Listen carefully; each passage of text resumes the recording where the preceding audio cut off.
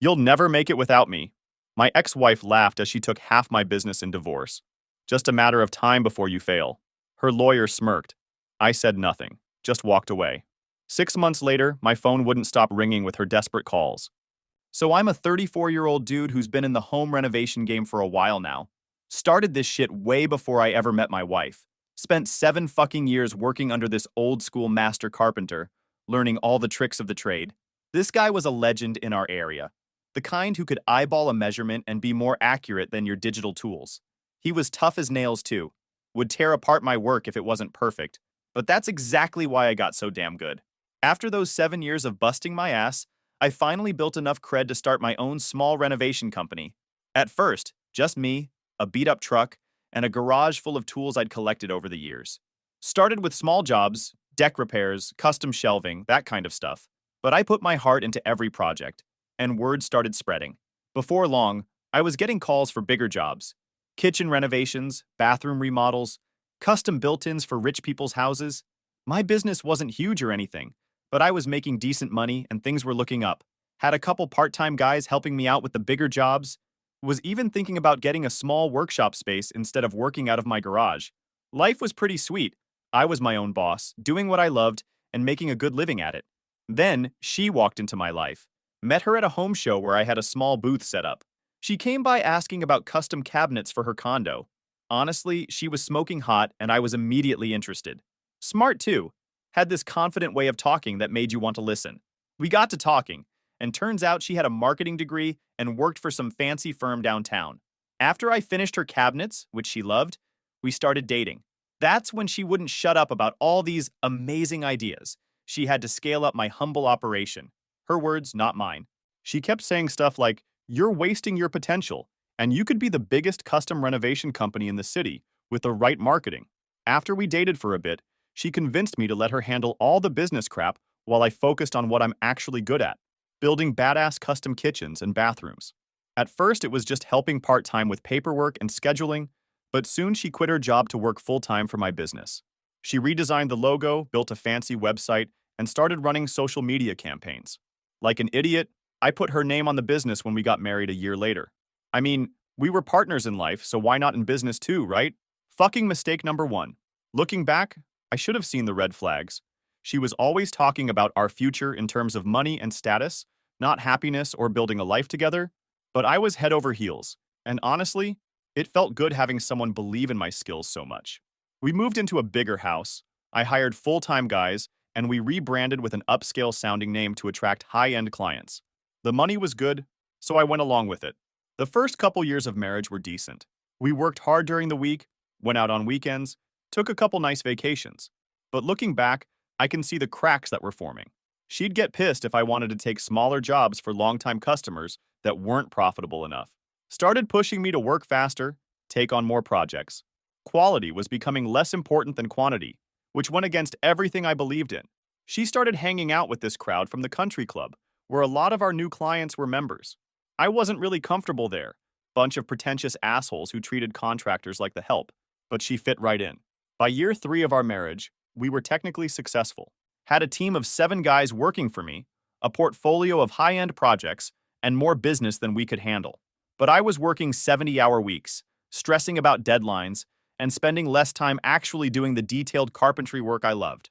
Instead, I was managing workers and putting out fires because we were stretched too thin. Meanwhile, she was becoming the face of the company, handling all client meetings, doing the estimates, usually way too low for the work involved, and making promises I had to kill myself to keep. I started to feel like an employee in my own company. When I'd raise concerns about taking on too much work or compromising on quality, she'd dismiss me. "This is how you grow a real business," she'd say. "You need to think bigger." I still remember the day I realized things were really going sideways. One of my oldest clients, a retired teacher I'd built a deck for when I first started out, called asking if I could build a custom bookcase for his home office. Nothing fancy, but he was on a fixed income. I told him I'd do it at cost, because he'd referred so many people to me over the years. When my wife found out, she lost her shit. Called me an idiot for working for free. Said we weren't a charity. That's when it hit me. We weren't on the same page anymore. For her, the business was about status and money. For me, it had always been about the craftsmanship and relationships. But by then, we were so entangled. financially, legally, personally, that I couldn't see a way out. So I kept my head down and focused on the work, trying to maintain my standards while meeting her expectations. And I gotta admit, business got better with her running the show, and we started making more money. With her handling clients, I focused on my craft. We took on bigger projects like a custom library and a mansion, work I'd always dreamed of. Our company Instagram was blowing up with before and after pics, and we even got featured in some local home magazine. On paper, everything looked fucking awesome. We moved into an even nicer house in one of those neighborhoods with an HOA. Hate those, but whatever. She got a fancy new SUV, I upgraded my work trucks, and we were saving a decent amount too.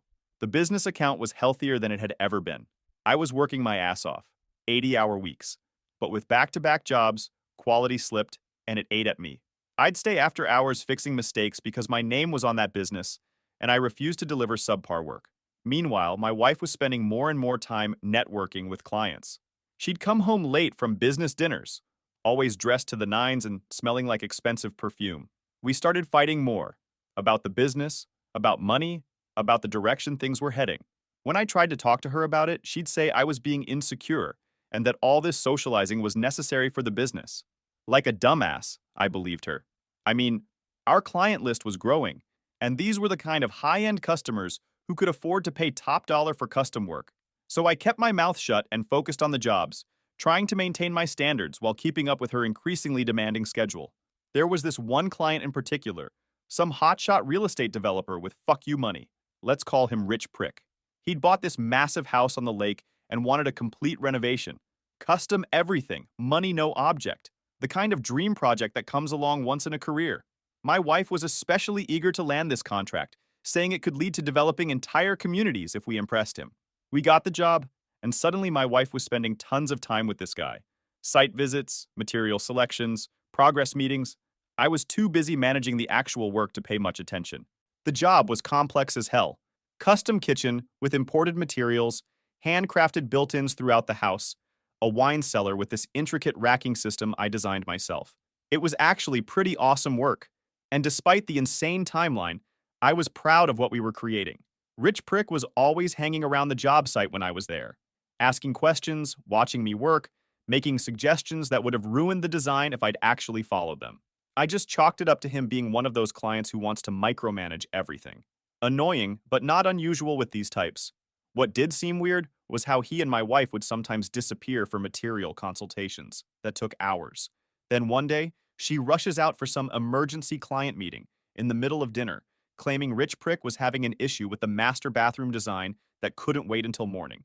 She was so frazzled, she left her tablet on the kitchen counter. I wasn't snooping or anything, I swear, but a message notification popped up on the screen as I was loading the dishwasher. From Rich Prick himself. And holy shit, it wasn't about bathroom tiles. I still remember every fucking word of that message. Explicit shit about their afternoon together at his lake house guest cottage and plans for their next hookup. How he couldn't wait to taste her again. How she was so much more exciting than his boring wife. I felt like I'd been kicked in the chest by a fucking horse. At first, I thought maybe I was misunderstanding something. Maybe it was some kind of joke or mix-up. I picked up the tablet and scrolled through their message history. Yeah, she'd been fucking this dude for months. Right under my nose while I was busting my ass building this asshole his dream fucking house. There were messages going back at least 6 months, with pictures I wish I could unsee. I stayed up all night just sitting at the kitchen table with that tablet, reading through their conversations. They talked shit about me too. How I was so clueless, so focused on getting the wood grain just right that I had no idea what was happening. How I was a skilled craftsman, but had no vision for the bigger picture. How she deserved someone who could give her the lifestyle she wanted. When she came home around 2 a.m., I was still sitting there with the tablet. She saw me, saw what I was looking at, and her face just changed. Not embarrassed or ashamed, just cold and calculating, like she was already figuring out her next move. When I confronted her, she didn't even try to lie about it, just looked me dead in the eyes and said, "He can give me what you can't. A real lifestyle, not just sawdust and mortgage payments." That shit cut deep, man. I'd given everything to our marriage and the business, worked myself to the bone building something I thought we both believed in. And all along, she'd been sleeping with a client, making plans to leave me once she squeezed everything she could out of my skills and reputation. I asked her if she ever actually loved me. or if I was just a stepping stone to the kind of lifestyle she wanted. She just shrugged and said, "Does it matter now?" That night, I packed a bag and went to stay at my buddy's place. Couldn't stand to be in the same house as her. Called my lawyer the next morning and told him to start divorce proceedings immediately. I was done. But what really fucked me up wasn't even the cheating, as painful as that was. It was realizing that the business I'd built from nothing, the reputation I'd spent years establishing, was just a means to an end for her. Something she could use to network her way into the social circles she wanted to be part of. And now that she had her foot in the door with Rich Prick, she didn't need me anymore. For a couple weeks, I was a complete wreck, sleeping on my buddy's couch, not showing up to job sites. But it didn't take long for me to snap out of it. Screw her and everything she did. She had no idea what she lost. I pulled myself together enough to meet with my lawyer and figure out my next steps. That's when I realized just how deep in trouble I really was. Turns out, she'd been planning this for a while, my lawyer told me. Setting things up so she'd come out of our divorce with as much as possible.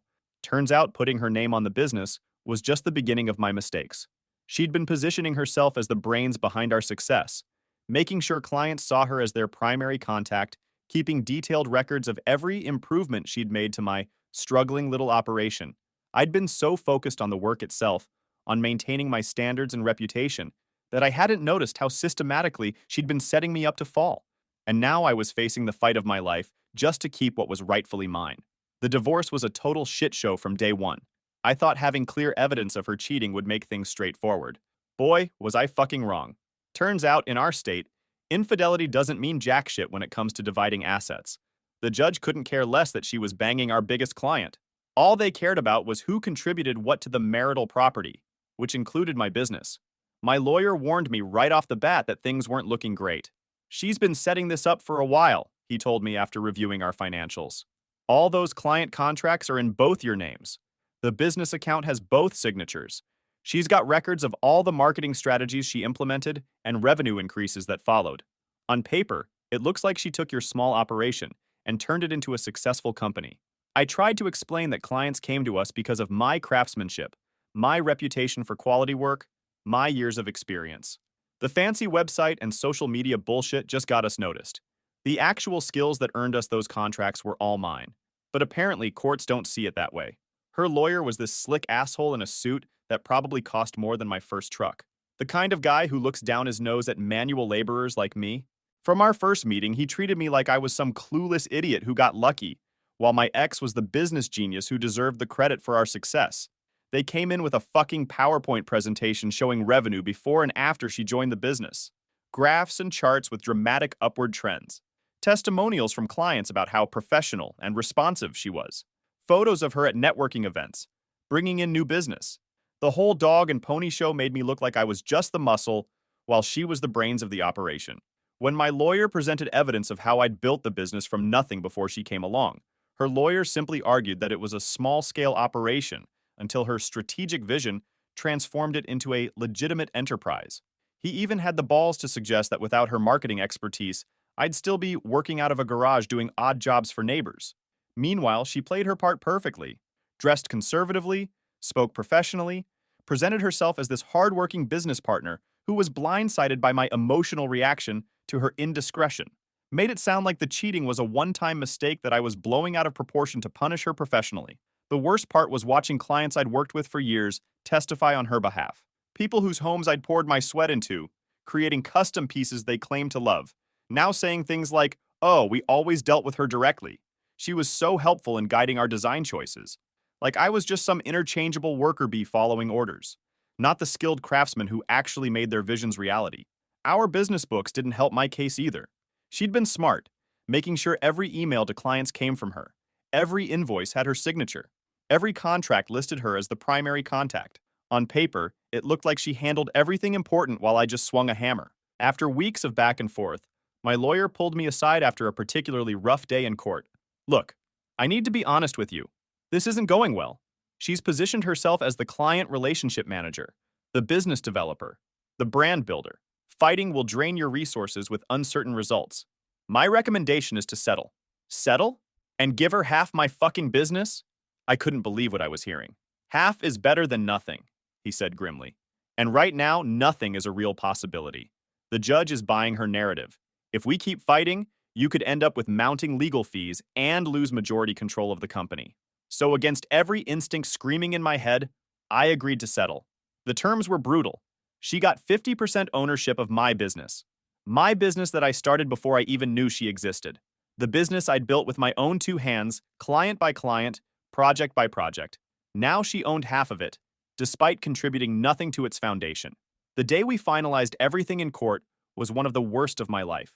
Sitting there, signing away half of everything I'd worked for, while she sat across from me with this smug look of satisfaction. I wanted to flip the table and tell the judge exactly what kind of manipulative, gold-digging snake she really was. But I kept my cool. Barely. As we walked out of the courtroom, she couldn't help herself. She had to get in one last dig. "You'll never make it without me," she said, laughing, just loud enough for me to hear. Her lawyer nodded like the yes man he was, adding, "Just a matter of time before you fail." I said nothing, just walked away. But inside, I was already planning my next move. They thought they'd won. They thought they'd broken me. What they didn't know was that I'm not the kind of guy who gives up easily, especially when it comes to business. Those first few weeks after the divorce were rough, not gonna lie. I was living in a small apartment, sleeping on a mattress on the floor because she got to keep most of our furniture. I'd go to the workshop every day, trying to focus on the projects we still had ongoing. But it was hard with her constantly hovering, checking in, questioning my decisions about materials and techniques I'd been mastering since before she could tell a jigsaw from a circular saw. The guys on my crew could tell something was off. They'd worked with me for years, knew my standards and methods. Now suddenly there was this tension, this awkward dynamic where she was acting like the boss, countermanding my instructions, rushing timelines. A couple of them pulled me aside to ask what the hell was going on. I just told them the business was restructuring and to bear with me. What really stung was seeing her parading around with Rich Prick at client events, now not even trying to hide their relationship. They'd show up together to check on the progress of his house renovation, which I was still working on, because professional pride wouldn't let me abandon a project midway, even for that asshole. They'd whisper and laugh while I was installing cabinets or trimming outdoors. The disrespect was unreal. One day, I overheard him asking her when she was going to get rid of the carpenter so they could take the business to the next level. That's when it clicked. They weren't just planning to push me out of my own company. They were planning to transform it into something completely different. Something with his money behind it, her face on it, and none of my craftsmanship or values involved. That night I sat in my crappy apartment, weighing my options. Fighting in court? Pointless. Buying her out? Not happening. Walking away? Hell no. This was my business, my reputation, my work. I wasn't letting her take that too.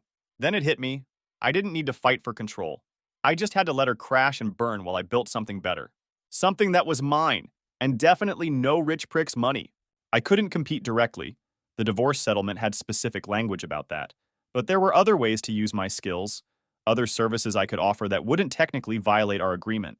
I just had to be careful, methodical, and patient. As I started sketching out my plan, I felt something I hadn't felt since before the divorce. Hope. And underneath that hope, a grim satisfaction at the thought of what was coming. She thought she'd won everything. She had no idea what was about to hit her. That night, I slept soundly that night, dreaming of the look on her face when she realized she'd taken half of a business she was about to run into the ground, while I built something new and better right under her nose. Then a week after the divorce was finalized, she calls me up acting all businesslike, saying we need to have a strategy meeting to discuss the company's future, like we're just normal business partners or something. Tells me to come to Rich Prick's fancy-ass penthouse downtown for this meeting. Yeah, the same client she'd been banging behind my back. The fucking audacity of these people, I swear. I considered telling her to go fuck herself, but my lawyer advised me to play nice for now. Don't give her ammunition to claim you're not fulfilling your obligations to the business, he warned. So I put on my least shitty clothes and drove my work truck to this luxury high-rise, feeling completely out of place among all the BMWs and Mercedes in the parking garage. The penthouse was exactly what you'd expect. Floor-to-ceiling windows with a view of the whole city. Modern art that probably cost more than my annual salary. Furniture that looked expensive but uncomfortable as hell. She answered the door wearing designer clothes I'd never seen before. Hair and makeup perfect, like she was heading to a photo shoot instead of a business meeting. Fucking gold digger. Rich Prick lounged on the couch, barely acknowledging me with a dismissive nod, like I was the help, while I realized he'd been hanging around my job site under the pretense of admiring my work, all while scoping out my wife. She had a full-on presentation, printouts, a whiteboard, the whole deal, laying out her vision for the company. I'd handle all the renovation work and crew management, while she took over client communication, marketing, and finances. We'd split profits after her 15% management fee. Oh, and I'd need to drop everything for her priority clients, aka Rich Prick and his rich buddies, no matter my schedule. These premium clients expect white glove service, she said, like I was too dumb to understand customer service. She did that on purpose, that fake condescending tone that always pissed me off. They need to feel like our top priority, even if it means adjusting other projects. Translation? Her new boyfriend's friends cut the line while our loyal clients get screwed. Meanwhile, Rich Prick sat across the room, grinning like an idiot, tossing in lines like, "Quality craftsmen are hard to find, but good business leadership is what separates success from mediocrity." AKA, I was just the hands, and she was the genius. I sat there quietly, letting them lay out this whole plan for my company. They had projections for expanding into multiple cities, hiring teams of carpenters who would work under my supervision, but never interact directly with clients, and eventually opening a showroom in the fancy part of town. Rich Prick mentioned he had investment capital ready to help scale the business, in exchange for a percentage, of course. They'd already picked out a new company name, new logo, new everything, completely erasing any trace of the business I'd built from the ground up. It was clear they'd been planning this takeover for months, probably while she was still pretending to be my loving wife. When they finally finished their little presentation, they both looked at me expectantly, like I should be grateful for this opportunity, like they were doing me a favor by letting me continue working in my own fucking company. "I'll have my attorney review any new policies," I said, keeping my cool despite wanting to flip their fancy glass coffee table. Her face got all hard, that fake smile disappearing in an instant. "Don't make this difficult. You need me, remember? Without my client relationships, you're just a guy with tools in a garage." That night, driving home to my empty apartment, I made my decision. I wasn't going to fight her in court again. That was a losing battle with her smooth-talking lawyer and stack of misleading evidence. I wasn't going to sabotage the business either. Too many good guys on my crew depended on those paychecks. No, I was going to outsmart her ass by building something she couldn't touch, right under her nose. So the next morning, I personally called every single client we'd ever had. Started with the ones from before she joined the business, but worked my way through the entire client list. I didn't trash talk her or mention the divorce. Just said I was checking in on their satisfaction with past projects and wanted to maintain a direct relationship for any future work. Most of them actually appreciated the personal touch. Turns out people like talking to the person who's actually going to be building their shit, not just a slick salesperson. During these calls, I'd casually mention, "By the way, if you ever need any small repairs or custom pieces done quickly, I sometimes take on freelance jobs on weekends. Nothing that would interfere with our company's work, of course, but if you need something special." Left it hanging, but most people got the message. I ran the idea past my lawyer. What if I did freelance carpentry on the side while staying with the company? He checked the settlement. You can't start a competing business or poach clients, but nothing stops you from taking small independent jobs as long as they don't overlap with the company's core services. So if the company does full renovations and I stick to small custom pieces or repairs, that could work. Just keep records in case she tries to twist it into a violation. That weekend, I started quietly picking up freelance jobs. I'd always loved doing small-scale detailed carpentry work, but the main business had moved toward bigger renovations under her direction. There was a niche market for custom furniture pieces, built-ins for awkward spaces, and restoration of damaged woodwork that the company wasn't really serving anymore. I also took a part-time teaching gig at the community college, teaching basic woodworking on Tuesday nights. This served two purposes: extra cash that wasn't tied to the business, and connections with a bunch of homeowners who needed custom carpentry work done but couldn't afford the premium prices at our main company. Plus, it was actually pretty rewarding passing on skills to people who genuinely wanted to learn. Meanwhile, I was still showing up at the main business every day, doing the work, managing the crew. I made sure to document everything: my hours, the quality of my work, every client interaction. I knew she was looking for any excuse to claim I wasn't fulfilling my obligations, so I became the model fucking employee. Always on time, always professional, never complaining about the increasingly unreasonable deadlines or the way she'd undercut my authority with the crew. What she didn't know was that my side hustle was growing steadily. I was building a reputation for high-quality custom work at fair prices, spread entirely by word of mouth. I was careful to only work with clients who weren't actively doing business with the main company, focusing on smaller jobs the company wouldn't bother with anyway. The guys on my crew noticed something was up. I was suddenly less stressed despite the increasingly toxic work environment. One night after work, My foreman Mike asked me straight up what was going on. "You've got something on the side, don't you?" he said, not accusingly, just curious. I neither confirmed nor denied, just shrugged. "Just focusing on the parts of the job I can control?" He nodded, understanding perfectly. "Well, whatever you're doing, it's working.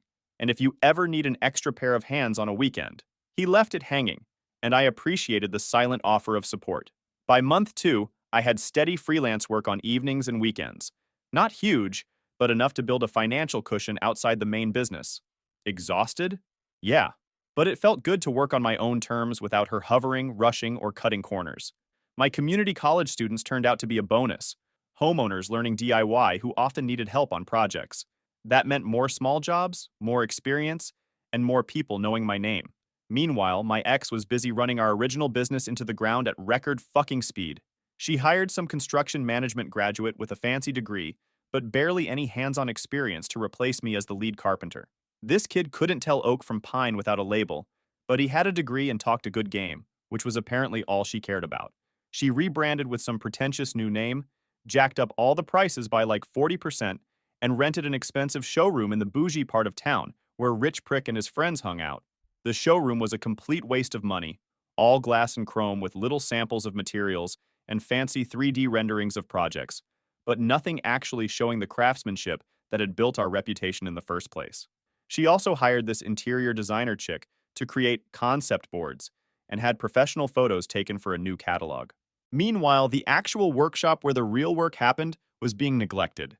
Rich Prick invested a ton of money in the expansion, throwing cash around like it was nothing. They got a fancy new company van with the new logo, bought a bunch of new equipment we didn't really need, and hired 2 more office staff to handle the increased demand they were so sure was coming. They were spending money like the contracts were already signed, when in reality they were just burning through the company's reserves and Rich Prick's investment. Then, the call started about 2 months later, right on schedule. First, she demanded I train her new carpenter and his team. Wanted me to teach this kid everything I'd learned over 15 plus years in the trade in like 2 weeks. I refused, pointing out that wasn't part of our agreement, and I had my own projects to manage. She lost her shit. Started threatening to take action for breach of contract. My lawyer assured me I was under no obligation to train my own replacement, so I stood my ground. Then came the quality complaints. Turns out her fancy degree-holding carpenter was all theory and no practice. Clients were calling about cabinet doors that didn't close properly, trim that wasn't mitered correctly, finishes that were uneven or bubbling. Instead of addressing the actual problems, she tried to blame me, claiming I was withholding critical information about our processes, as if the basics of quality carpentry were some secret recipe I was refusing to share. Then came threats of legal action when I remained uninvolved in fixing their fuck-ups. Got an official-looking letter from her lawyer claiming I was deliberately sabotaging the business by not stepping in to solve problems created by her incompetent team. "You're deliberately sabotaging the business," she accused during one particularly heated phone call. "I'm not involved in your business decisions," I replied calmly, enjoying how much that "your" pissed her off. "Our business," she corrected, voice getting all high and tight like it did when she was really mad. "Your name is still on it, so clients expect your quality."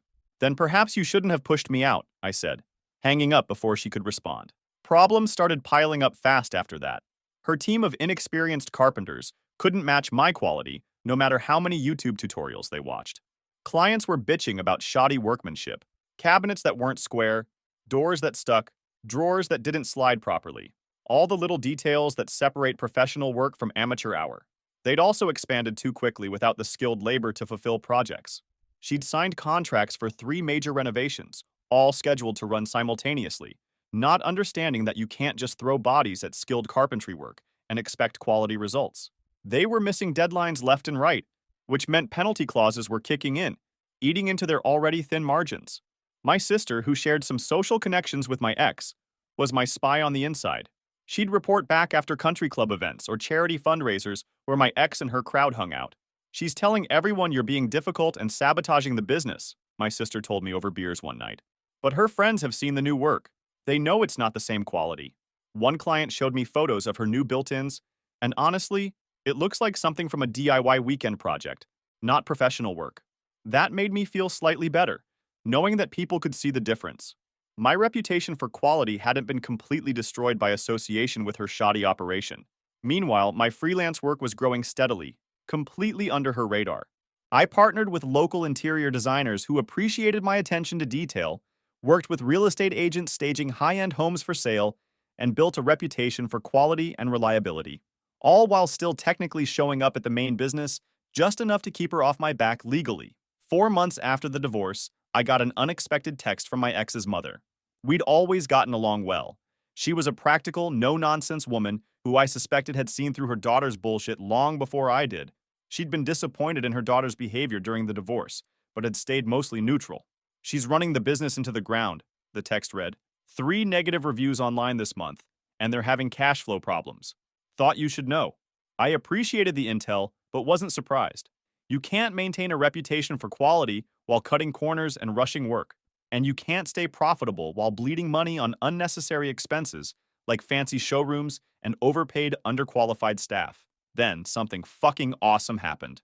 Clients who'd hired my ex's business started coming to Emmy on the side to fix their poorly done renovations. It started with a guy who'd been a loyal customer for years. He'd gone ahead with a built-in entertainment center project that had been in the planning stages before the divorce, assuming the quality would be the same. When the final product turned out looking like something from a big box store rather than custom work, he called me directly. "Look, I know things are complicated with the business," he said awkwardly, "but this just isn't up to your usual standards. Can you come take a look? I'll pay whatever your freelance rate is." I went over that weekend and was horrified by what I saw. Uneven stain, visible screws where there should have been plugs, gaps in the joinery you could stick a credit card through. I ended up rebuilding half the unit, and the client was so grateful. He referred me to several friends who'd had similar experiences. One of those referrals turned out to be a retired contractor who'd hired the company for a bathroom renovation. He became particularly valuable after I fixed his botched tile work and shower installation. He could immediately see the difference in quality and craftsmanship, and he knew exactly who to blame for the shoddy original work. He referred me to several colleagues, and each time I showed up to fix something her team had screwed up, my reputation grew while hers crumbled. 5 months post-divorce, my ex's lawyer called mine. My client would like to discuss a buyout. She's willing to sell her share of the original business. This was the first sign that she was desperate. The business must be failing even faster than I'd anticipated if she was already looking for an exit strategy. But I wasn't about to make it easy for her. My lawyer asked for the terms, and when he called me back with them, I actually laughed out loud. She wanted twice the business's current value, as if it hadn't tanked under her management. Wanted me to take over all outstanding debts, which my lawyer estimated were substantial, and sign a non-compete preventing me from working with any of her clients for 5 years, which would kill my growing freelance business. "Tell them I decline," I told my lawyer, "but keep the door open for future negotiations." I knew things would only get worse for her, and I could afford to wait. 2 weeks later, everything crashed. The company missed payroll, half the crew quit, projects stalled, clients threatened lawsuits, and suppliers demanded payment. Rich Prick, once eager to invest, suddenly backed off when real money was needed. Turns out, impressing my ex was fun, but his accountant wasn't about to fund a sinking ship. I just kept growing my freelance work, documenting every failure. She'd come crawling back eventually. I just had to be ready. Call it petty, call it karma. She tried to steal what I built without understanding the craft behind it. Now, she was learning the hard way. You can't fake quality, and you can't run a business on bullshit. And the best part of it all is that I hadn't broken a single rule. I still showed up for work, still met my legal obligations, just biding my time while her empire crumbled. Then one day she showed up at a job site unannounced, all done up in designer clothes and perfect makeup. But she looked tired and stressed as fuck. "We need to talk. The business is struggling." "I'm aware," I replied, continuing my work. "You need to be more involved. Clients are asking for you specifically. I show up when scheduled. The rest isn't my problem." "This is ridiculous," she snapped. "You're being petty. We both know you're just doing this to get back at me." "I'm doing this because you took half of something I built and then expected me to work for you. What exactly did you think would happen?" She left in tears that night. My phone wouldn't stop blowing up with her calls, which I ignored. The next day, Rich Prick called, wanting to talk like men. I didn't want to see his face. I mean, who is he anyway? But I went out of curiosity. When we met, he slid a folder across the table containing a new buyout proposal, this time at fair market value, which was way less than what the business had been worth before the divorce. "Why would I buy back half of a struggling business?" I asked. He looked surprised. "Because it's your legacy. Your name. My craftsmanship is my legacy, not some failing company." He leaned forward, dropping the act. Listen, she's impossible to deal with. The business is losing money like crazy. Clients are leaving. And she blames everyone but herself. I can't keep funding this. That sounds like a problem between you and your partner, I said, standing up. I'm not interested in the buyout. Soon I found out she'd been trying to catch me doing side jobs, claiming I was illegally competing with our joint business. One homeowner who'd hired me to build custom built-ins was upset after receiving an aggressive call. She said I could be pulled into a lawsuit for hiring you, she told me worriedly. That was the last fucking straw. I had my attorney send a cease and desist letter. She actually filed a lawsuit claiming I'd violated our partnership by doing freelance work. My attorney was prepared with documentation showing my freelance carpentry was within my rights, testimonials from clients who'd come to me to fix her shoddy work, and evidence of her mismanagement. The judge dismissed her case quickly and ordered her to pay my legal fees. A couple months after the divorce, exactly as I predicted, the business collapsed completely. They couldn't pay their bills. The carpenters quit after not being paid, and multiple clients had lawsuits pending over unfinished or defective renovations. My ex and rich prick broke up amid mutual blame about whose fault the failure was. He withdrew his financial support, leaving her with a mountain of business debt. The expensive showroom stood empty with eviction notices posted. The day after I heard the news, she appeared at my door. Please, she begged, eyes red from crying. I've lost everything. The business, my relationship, my condo. I need help. I looked at her for a long moment. You were right about one thing, I finally said. I couldn't make it without you. I made it much better. I closed the door and went back to work. She had to declare bankruptcy, both for the business and personally, since she'd guaranteed several loans. A year after the divorce, my freelance work had grown into a full-time operation. I don't have a fancy showroom or a marketing team, just me, my skills, and a reputation for honest, quality work that spreads by word of mouth. I hired 2 full-time apprentices from my community college class who showed real talent. That's also where I met my current girlfriend. She was taking the woodworking class as a hobby. Turns out she's an accountant by day who loves DIY projects. We hit it off immediately when she asked a million questions about proper joinery techniques. Unlike my ex, she appreciates craftsmanship and the value of doing things right. We've been together 8 months now and just found out we're expecting our first kid. Fucking wild, man. Never thought I'd get another shot at the family thing, but here we are. She's already talking about how our kid is going to have the coolest handmade crib in town. Last I heard, my ex moved to another state trying to escape her reputation. She's working as a sales associate at a high-end home improvement store, ironically selling mass-produced cabinets that merely imitate the craftsmanship she once had access to. Sometimes I think about what she said in the courtroom that day. You'll never make it without me. She was absolutely wrong. I didn't just make it. I rebuilt something better right under her nose. Something authentic, built on craftsmanship and integrity, rather than appearances and bullshit promises. As for her empire built on lies and shortcuts, it crumbled just as fast as it rose, proving what I'd always believed. There are no shortcuts to quality and no substitute for integrity. Edit. To answer some questions. Yes, this is 100% true.